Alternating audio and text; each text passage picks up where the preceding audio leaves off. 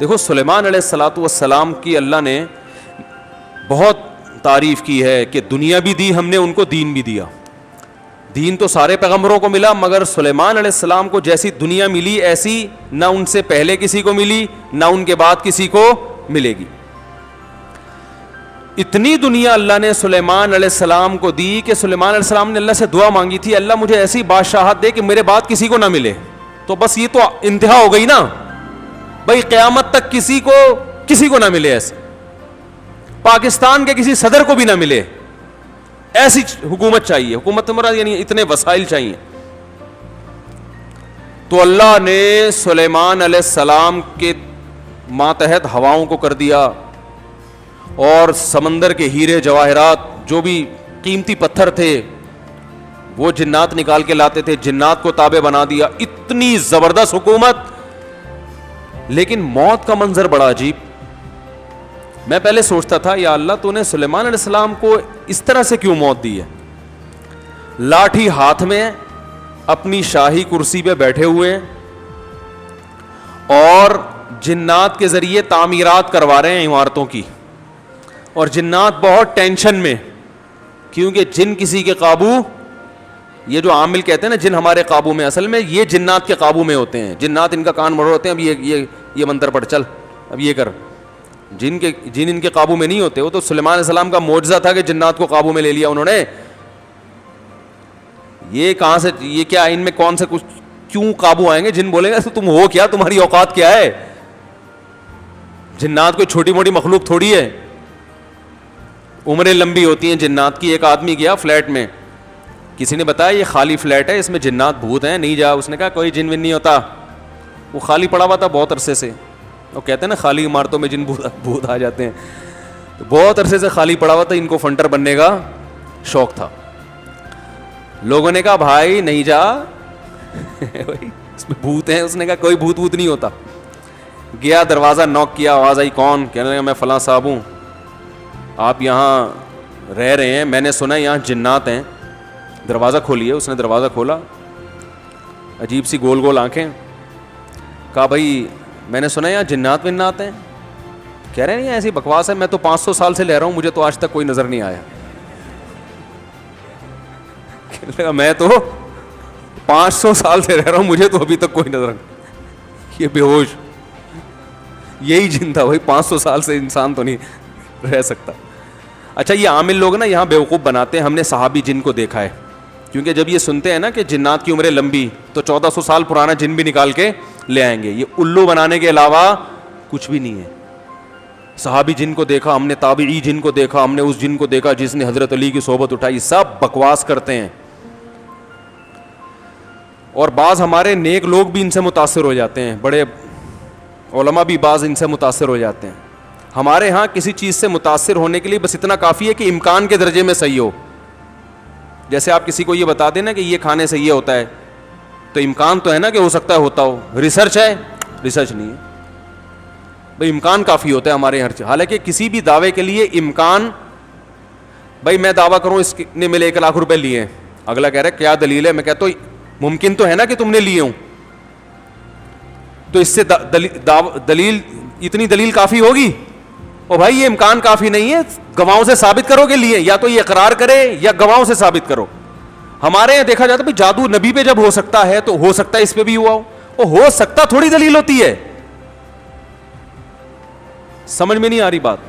امکان تھوڑی ہوتا ہے. ابو بکر پہ کیوں نہیں ہو گیا جادو، حضرت عمر پہ کیوں نہیں ہو گیا؟ اس کا مطلب آسان کام نہیں ہے. نبی پہ کیوں ہو گیا تھا؟ اس کی ایک وجہ تھی کہ وہ کہتے تھے نبی صلی اللہ علیہ وسلم جادوگر ہیں، تو اللہ نے آپ سے اس طعنے کو دور کرنے کے لیے ہونے دے دیا تھا تاکہ لوگوں کو یقین ہو جائے کہ یہ جادوگر نہیں ہے، کیونکہ جادوگر پہ جادو نہیں ہوتا. اس میں حکمت نہیں، ورنہ یہ آسان کام نہیں ہے بیٹھے ہوئے کچھ بھی ساس کو بہو سے لڑا دیا. اپنی حرکتیں ٹھیک نہیں ہوتی،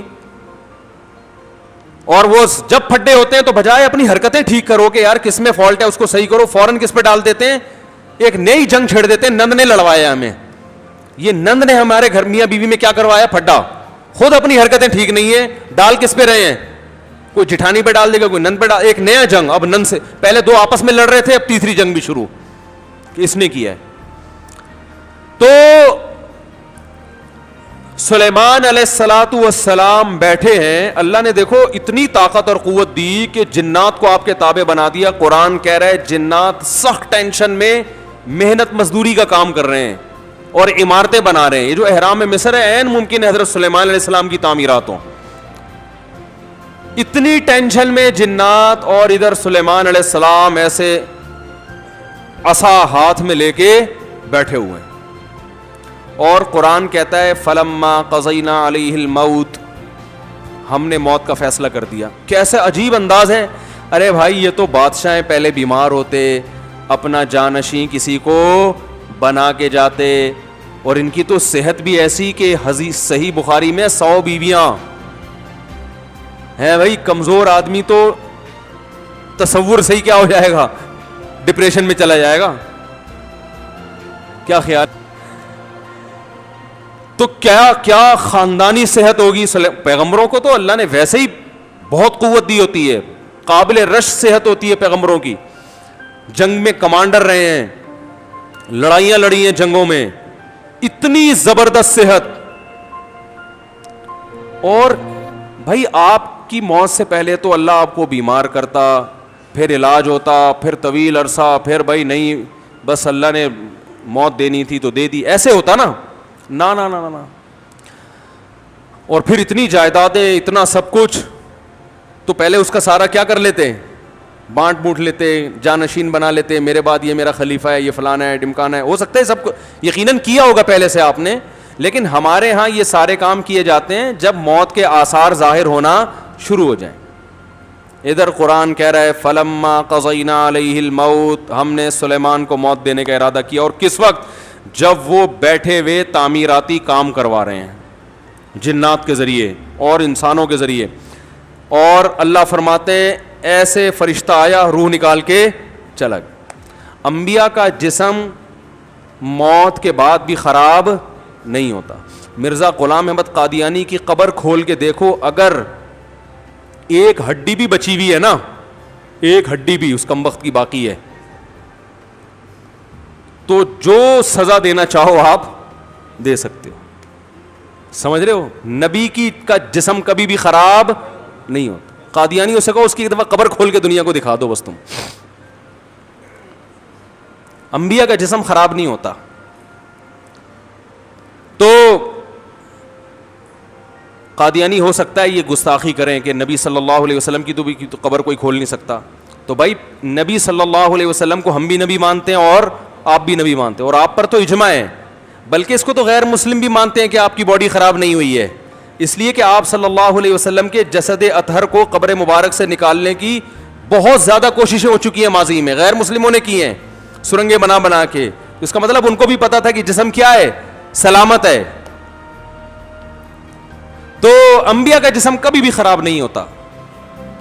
تو قرآن کہہ رہا ہے ادھر ٹیک لگا کے بیٹھے ہوئے ہیں سلیمان علیہ السلام, جسم سے روح نکلی ہے, اور پتہ نہیں کتنے دنوں تک اسی طرح ایسے ہی رہے ہیں. وہ چونکہ اس طرح سے ٹیک لگی ہوئی تھی کہ گرے نہیں ہیں. اب دیمک نے کھانا شروع کیا سلیمان علیہ السلام کی لاٹھی کو. ما دلہم علی موتہ الا دابۃ الارض تأکل من سأتہا. اللہ فرماتے ہیں زمین پر رینگنے والے کیڑے نے جب لاٹھی کو کھانا شروع کیا ہے, تو کتنے دن لگتے ہیں کیڑے کو لاٹھی کو کھانے میں, تو جب لاٹھی کو اتنا کھا لیا کہ بیلنس آؤٹ ہو گیا تو سلیمان علیہ الصلوۃ والسلام زمین پر گر پڑے. پھر جنات کو پتا چلا کہ بھائی ان کا تو بہت دن پہلے انتقال ہو چکا ہے. اللہ فرماتے ہیں کہ اگر جنات کو پہلے سے پتا ہو جاتا کہ ان کی موت واقع ہو چکی ہے, ما لبثوا فی العذاب المہین, تو اتنی سخت ٹینشن میں جو انہوں نے دن گزارے اس ٹینشن میں وہ دن نہیں گزارتے. جیسے ہی جنات کو پتا چلا کہ ان کا انتقال ہو گیا, جو جس نے جہاں اینٹ لگائی تھی نا وہیں چھوڑ کے بھاگ گیا. ان کو پتا تھا قیامت تک کوئی عامل کا باپ بھی مجھے قابو نہیں کر سکتا. جو کنسٹرکشن کا کام جہاں تک تھا نا وہیں سے جنات نکل لیے. ورنہ سلیمان علیہ السلام 2-4 عاملوں کے ذمے لگا کے چلے جاتے, بھائی میں کسی بھی وقت دنیا سے جا چکا ہوں, جا سکتا ہوں, تو ان کو ذرا پکڑ کے واپس لانا, جو 2-4 اینٹیں رہ گئی وہ تو لگا دیں ہیں بھائی. یہ قرآن کے الفاظ بیان کر رہا ہوں. ما لبثوا فی العذاب المہین. اللہ فرماتے ہیں کہ جنات کو پہلے سے پتا ہوتا نا کئی دن پہلے ان کا انتقال ہو چکا ہے تو یہ اتنی سخت ٹینشن میں نہ ہوتے. وہ تو یہی دیکھ رہے ہیں یہ ہماری نگرانی کر رہے ہیں ایسے, کیونکہ چہرہ بھی بالکل اسی طرح, چہرے پہ رونق اسی طرح جیسے زندگی کے آثار ہوتے ہیں, بالکل وہی کنڈیشن.